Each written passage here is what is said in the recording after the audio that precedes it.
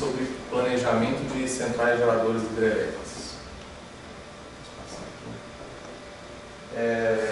Bom, eu trabalho por favor, se puder, eu trabalho na GES Souto Engenharia, uma empresa constituída em 2002, sediada em Belo Horizonte mesmo. Apesar de existir desde 2002, ela existia mais como consultoria e só então a partir de 2011 começamos a focar nesse mercado de construção de pequenas usinas hidrelétricas. De lá para cá, construímos e colocamos em operação 14 CGHs e uma PCH, de 2011 para cá. Eu sou Gustavo, sou engenheiro civil e pós-graduado em gestão de pessoas, trabalho há 9 anos já na GES Souto Engenharia, aquele cara que casa com a primeira namorada, né? Então, são 9 anos já de experiência com a CGHs. Bom, o objetivo dessa apresentação é entender quais são as principais características de um projeto de CGH, quais são as peculiaridades dele, que se relacionam com o gerenciamento de projeto. Então, o foco vai ser bem esse. Eu vou procurar, ao longo da apresentação, sair um pouco do lance do planejamento para explicar um pouco mais o que é uma CGH. Por favor. Bom, então, o que é uma CGH? Começando, a ANEEL, a Agência Nacional de Energia Elétrica, é o órgão federal que regulamenta o setor de energia. E ele classifica os empreendimentos hidrelétricos em 3 categorias.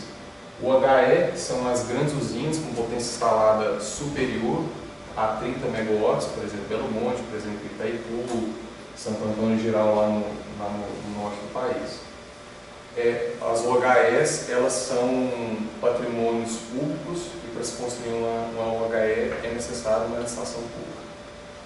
A PCH, são pequenas centrais hidrelétricas com potência instalada superior a 3 e igual ou inferior a 30 megawatts.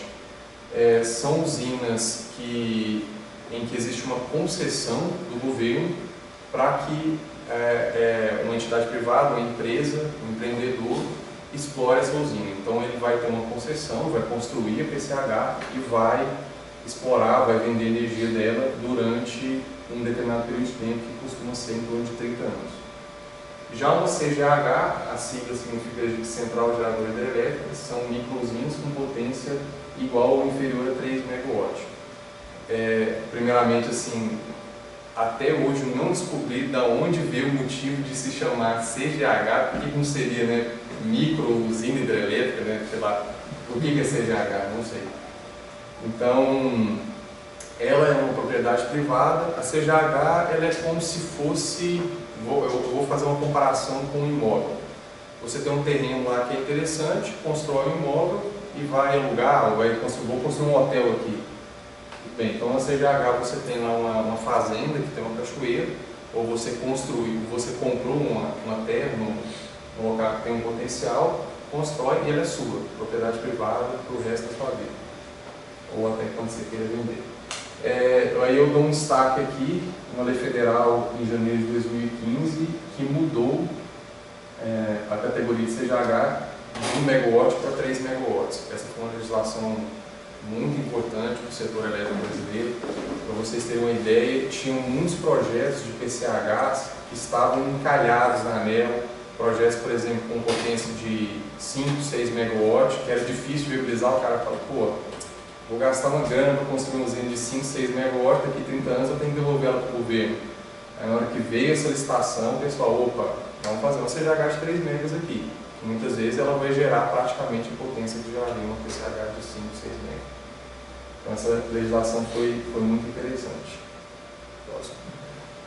Bom, essa imagem aqui, ela vai trazer uma ilustração boa para vocês do que é uma CGH. Normalmente, quando alguém me pergunta, né, você trabalha com o quê? Eu trabalho com usina hidrelétrica. Ele fala, barragem, né, reservatório. Eu falo, não, pera aí, é um negócio muito menor. Então eu fiz questão de trazer essa foto. Ela foi tirada num sobrevoo que a gente fez em 2008 no Triângulo Mineiro. Ela foi a primeira usina do Triângulo Mineiro, é um patrimônio histórico municipal. Ela é da CEMIG e foi fundada em 1920 e pouco. Então, assim, um exemplo para vocês, tem quase 100 anos ela está lá em operação, ela é da CEMIG hoje. Bom, então aqui explicando um pouco o arranjo, né? Tem um rio com essa cachoeira. Aqui é feito uma barragem, que na verdade a gente chama de barragem mais porque as pessoas conhecem como barragem, mas isso é uma soleira, né? É simplesmente uma soleira para regularizar o nível para você trazer água para a tomada d'água. Então essa é a tomada d'água, a vazão que será turbinada é desviada por um canal de adução ou um conduto, depois desce pelo conduto forçado para a casa de força. Então o CGH normalmente não tem reservatório, não tem barragem, né? Ela é aquela geração que a gente chama de a fio d'água, ou seja, a vazão que vem é a que é turbinada, não existe reservação de água. Então não acaba com a queda d'água, vamos dizer assim, ela continua lá, né? Ela continua lá. Aí vai entrar a questão da vazão ecológica, né? Você é obrigado a manter no trecho de vazão reduzido, que é entre a tomada d'água e o canal de fuga da casa de força dialogar com o rio, você é obrigado a manter a vazão ecológica, então não acaba com a cachoeira. Até puxando o gancho aí desse assunto que você chamou, eu diria que assim, o principal impacto ambiental da instalação do CGH seria praticamente na paisagem, que é a cachoeira, que antes ela tinha um determinado volume de água, ela vai passar a ter menos. Porque fora isso, vocês podem ver que assim, eu costumo brincar que tem algumas CGHs que o impacto ambiental dela é quase um curral, porque assim, a área, às vezes, que a gente vai instalar, ela já está degradada, é área de pastagem, então vocês vão desmatar quase nada.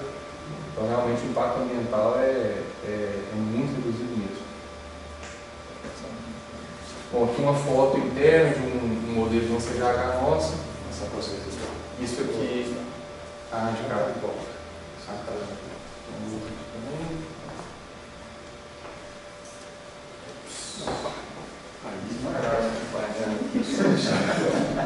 Vamos lá. Esse aqui é o gerador, a turbina, e esses são os painéis elétricos que fazem a proteção, automação e controle da usina. Isso é uma coisa interessante, que a tecnologia de proteção, automação e controle das usinas, ela barateou ao longo dos anos.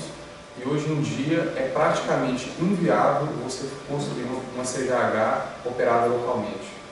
Todos os nossos CGHs são operados à distância, o centro de operação está lá em Goiás, lá em Sé. O cara parte a máquina, para a máquina, controla a potência, monitora as condições operacionais, tudo à distância. O centro é compartilhado? Compartilhado, opera várias usinas. Bom, agora algumas características da CGH como projeto.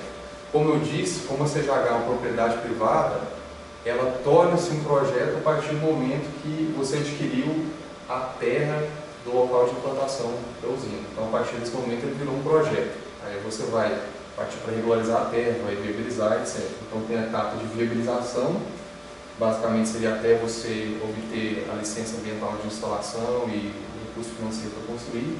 A fase de implantação, vai comissionar, testar os equipamentos e aí entra em operação, que já é uma rotina, né? Então, as principais fases do projeto vão ser a viabilização e a implantação. Bom, etapa de viabilização. Eu trouxe um pouco aqui, esse é um caso da CGH chamada CGH Santa Bárbara, no município de Mirador, ela é 100% da GESUR Engenharia. E como o foco aqui não é ficar entrando em grandes detalhes, eu trouxe alguns números aqui só para vocês terem uma noção da magnitude de prazo e custo. Então aqui nós vamos falar de escopo, de prazo e de custo. O escopo da etapa de viabilização envolve a regularização fundiária, que de novo você vai investir num empreendimento grande lá, é essencial ter a terra bem regularizada. E por que eu estou dando um certo destaque aqui? Você fala assim, pô, regularização fundiária, você compra um imóvel na cidade e rapidinho você passou a escritura ali e acabou, né? Pois é, eu já me deparei com um proprietário de terra que não tem CPF. Então, assim, se o cara não tem CPF, imagina como é que está a documentação da terra dele. Então, assim, é trabalhoso. Eu dei esse exemplo aqui da Santa Bárbara, mas tem usina que fica 2 anos sem regularizar a terra. Você vai comprar a fazenda, está no nome do bisavô dele. Isso, aí vai fazer o inventário, aí tem briga dos irmãos, aí difícil. Bom, depois conjunto, né? Tem a etapa do projeto básico civil, eletromecânico e de conexão. O orçamento e prazo dá para vocês terem uma noção do quão simplificado é, né? Nenhum projeto no prédio, eu acredito que não faz nesse prazo, nesse valor. Licenciamento ambiental, que aí eu estou contando aqui tanto o prazo de fazer o estudo, quanto o prazo de rolar o licenciamento ambiental. Esse eu não posso botar muito prazo, porque vai depender um pouco do ambiental, né? A regularização institucional, nós estamos falando da empresa, uma SPE, você tem que ter uma série de condições de regularidade dela. Planejamento de recurso financeiro, ter um financiamento bancário, etc. Então, é uma fase em que o prazo mais demorado de todos, nós estamos falando do licenciamento ambiental. Os demais prazos eles vão vindo ali, acompanhando, objetivando atender esse licenciamento ambiental. Vai vir tudo em função dele, ele vai ser o caminho crítico do cronograma. Mas aí, enquanto está esperando licença ambiental, já vai fazendo os projetos básicos? Na verdade, até normalmente inicia-se um levantamento de campo ambiental com só um arranjo do empreendimento. Enquanto o estudo ambiental está em andamento, você já vai elaborando um projeto, porque o projeto é um dos documentos que tem que ser apresentado no licenciamento ambiental. Então, ele vai junto mesmo. Então, é aquela coisa, esse cronograma aqui, ele começa com o licenciamento ambiental e termina com eles, as demais atividades elas vão em paralelo, né? Bom, etapa de implantação. Também, só para explicar para vocês, mas para ter uma noção, aqui não estão todos os custos da implantação da CGH, aí provavelmente todo mundo vai estar fazendo uma continha, eu vou falar para vocês, a CGH que ela custou um pouco menos de 7 milhões, eu estou falando de tudo mesmo, desde terra, projeto, todos os custos, indiretos e diretos, um pouco menos de 7 milhões. Então aqui na implantação a gente tem um projeto executivo, a execução de obras civis, fornecimento de equipamentos, e aí vocês podem perceber que esse é o maior prazo, então por isso ele tem que começar um pouco antes de quando você está prevendo a implantação de obras civis. Esse fornecimento aqui no cronograma, ele tem que terminar praticamente junto com esse, quando terminou as obras civis, você vai ter que trazer os equipamentos para fazer a montagem. Na sequência de obras civis e fornecimento de equipamentos, tem a montagem eletromecânica, os comissionamentos. Em paralelo, tem os comissionamentos, só explicando, o comissionamento, para quem não conhece, é a fase de testes dos equipamentos. Vai ser feito o startup, vão ser testadas todas as funções dos equipamentos da usina. A linha de distribuição, aqui a gente não chama de linha de transmissão, porque linha de transmissão é aquela que é feita para transmitir a energia de uma região para outra, né? Por exemplo, aquelas linhas que trazem energia das grandes usinas do norte e desce aqui para o sudeste e demais regiões. A CGH, ela gera em média tensão, não é em alta tensão. Aí vai entrar umas categorias de tensão de elétrica. Então ela é conectada direto na rede de distribuição rural, chama de RDR. Então, por isso que a gente chama de linha de distribuição. E os programas ambientais que visam atender as condicionantes para a licença de operação. Se eu teve licença de instalação, tem uma série de condicionantes ambientais para poder tirar a LO depois que ela estiver pronta. Programa de recuperação de áreas degradadas, programa de educação ambiental e etc.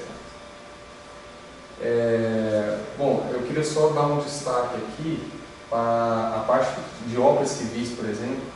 O caminho crítico do cronograma é a casa de força, é o trecho mais demorado das obras civis. Então, atrasou um pouco a tomada d'água, você recupera. Atrasou um pouco o conduto, você recupera. Atrasou a casa de força, aí é problema para o cronograma. Falar um pouco dos riscos de um projeto de CGH, algumas características que elas são bem intrínsecas, né? É um empreendimento passivo de licenciamento ambiental, então aí é um risco, principalmente em função de variações de legislação, mudança de legislação, mudança até da condição do órgão ambiental de estar conduzindo o licenciamento. Dou um exemplo para vocês aqui. Em 2011, a gente licenciou a CGH que do dia que protocolamos o processo para o dia que saiu a licença por 58 dias. É muito rápido. E eu tenho CGH que está desde 2011 lá parado. Não saiu até hoje. Então, é um risco, né? É um risco do projeto. É um empreendimento de utilidade pública, portanto, sujeito a intervenções regulatórias.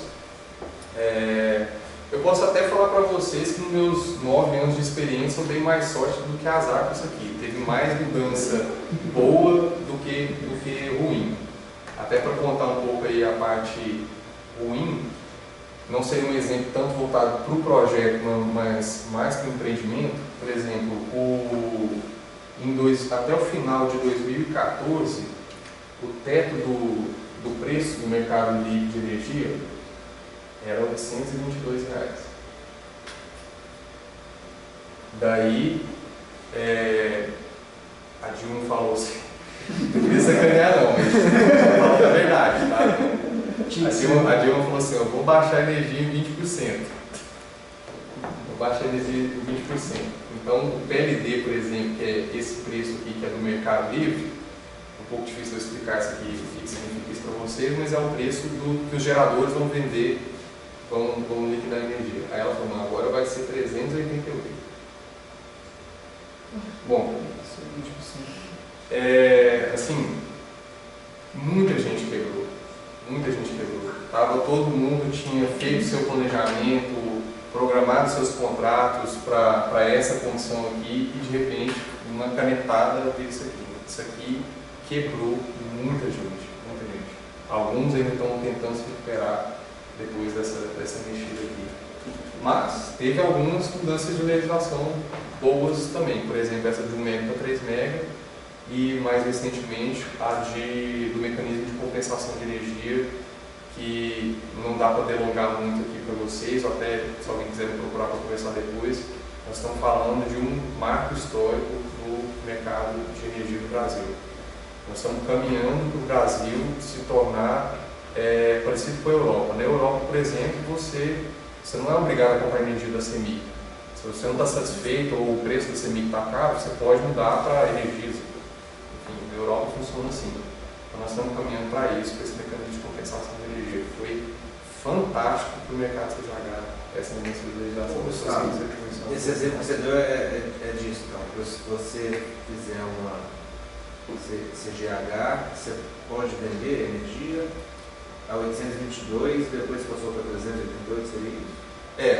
Não, eu estou dando um segundo exemplo agora. Esquecendo um pouco isso aqui, o mecanismo de compensação de energia, ele é o seguinte, talvez até vocês tenham visto uma notícia aí, por exemplo, você pode instalar um painel solar na sua casa e a energia que foi gerada pode ser que você gerou um excedente em relação ao que você consome. Você reserva aquela quantidade e pode compensar isso no mês seguinte, por exemplo. Só que essa legislação que aconteceu agora, que antes eram só empreendimentos, só geradores, né, com até 75 kW de potência instalada. E a mudança de legislação que teve agora mudou para até 3 MB, que é 3.000 kW. Isso significa que a nossa CGH ela vai poder funcionar quase como se fosse uma distribuidora de energia. Eu vou poder virar CEMIG. Se eu quiser vender energia para a IETEC agora, eu posso. Mas não podia. Mas aí o preço era esse. Eu queria entender se o preço é negociado, né? Esse preço aqui, não, fora. Esse preço foi o mundo lá. Esse preço aqui, ele é o preço do PLD. PLD é o preço de liquidação das diferenças. Ele funciona da seguinte forma. Ao fechar um mês, você pode ter gerado um pouco mais de energia, ou seja, a CGH que gerou um pouco mais de energia do que eu tenho um contrato. Eu tenho um contrato de fornecimento de 0,8 MW, eu gerei 1. Esse 0,2 eu preciso vender ele em algum lugar, então ele é liquidado pelo PLD. Isso aqui é um preço de curtíssimo prazo, isso aqui é igual bolsa. Igual bolsa, esse preço aqui ele é extremamente volátil. Choveu, o PLD vai lá para baixo. Parou de chover, o PLD vai lá para cima. Então ele é extremamente volátil. Também depois se quiser conversar um pouco mais em detalhes. Bom, é um projeto de engenharia multidisciplinar, envolve mecânica, envolve automação e controle, elétrica, civil, então é muito importante que tenha uma boa conversa, aí vai entrar aí no pessoal aí.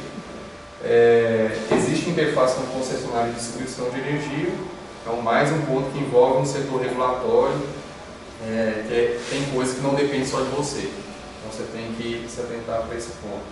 E é um projeto extremamente suscetível a influências do período chuvoso, né? Vem uma chuva forte demais, atrapalha toda a sua obra, o período chuvoso mais extenso, a obra é ao ar livre, não é uma obra protegida, você vai fazer um conduto, envolve movimentação de terra, então tem que ter atenção com isso aí. Esse é o resultado da CGH Santa Bárbara, eu tinha dado o exemplo anterior, a casa de força ali, os equipamentos embaixo, os painéis em cima, a foto dos painéis. E a perguntinha para vocês aí, o que vocês notaram aí como as principais peculiaridades de um projeto de CGH? Rapidez da instalação. Rapidez da instalação. Instalação. O dano também para a natureza é mínimo, né? Exatamente. Aparentemente é uma facilidade regulatória também, né? O tempo de retorno médio, isso aí que a gente tem, por exemplo, tempo de retorno de uma instalação de energia solar residencial em torno de 8 anos e da CGH. Bom, tem uma média assim, no geral? Antes dessa mudança aqui, eram uns 10 anos. Agora, 4, 3, 4. Essa mudança aqui é fantástica. Fantástica mesmo. A empresa, repete para o nome da empresa. GS Sul. A GS, ela faz para terceiros ou ela faz como proprietária também dos como se fossem as duas coisas. Por exemplo, a GS Souto tem esse know-how de construir usinas e normalmente ela traz investidores e forma sociedade. Normalmente a gente não constrói a usina, estou construindo uma usina para você, a gente constrói e entra junto na sociedade. Tipo incorporação imobiliária.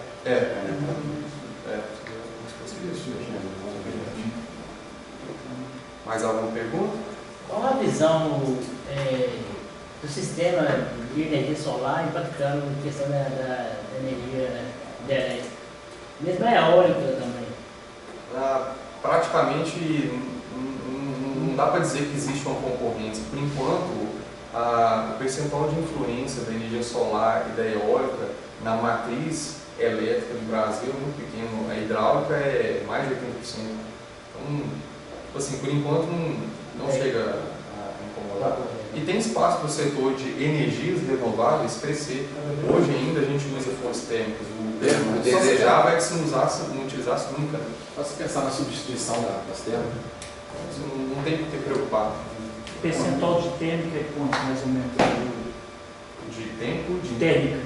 De térmica? Varia um pouco. Eu não vou saber te falar exatamente não. Mas só de pensar que a hidráulica é mais de 80%, depende também da economia, né? E da chuva, né? Exatamente. A capacidade deve ser uns 15, uma coisa assim, né? Perto, né? Incapacidade. Você fala uns 15%? Realmente esse número não tem de cabeça, eu tenho da hidráulica, que é um pouco mais de 80%. Não vou saber te falar. Mais alguma questão? Bom, meus contatos estão aqui. Faço questão, coloquei para isso mesmo. Se vocês quiserem conversar, mandar um e-mail, me ligar, fiquem à vontade para a gente poder trocar mais umas ideias aqui.